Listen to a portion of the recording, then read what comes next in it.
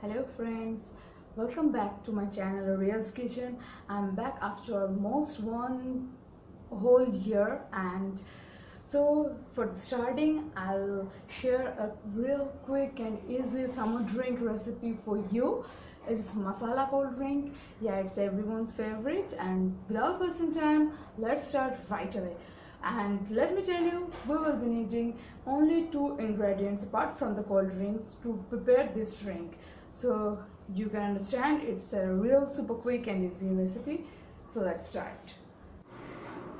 Okay, so I've taken a glass here and I will add the jaljeera 2 to 3 pinch, and I will add juice of 1 lemon, and lastly I will add the cold drinks. You can add any cold drink of your choice. I am using here Sprite.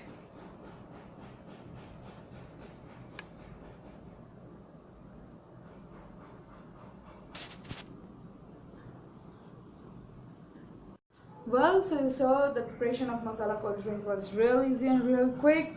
So do try it in your home and let me know how it was. If you want to give any feedback, do type in the comment section below, and please like, share and subscribe to my channel and share it with your friends and family.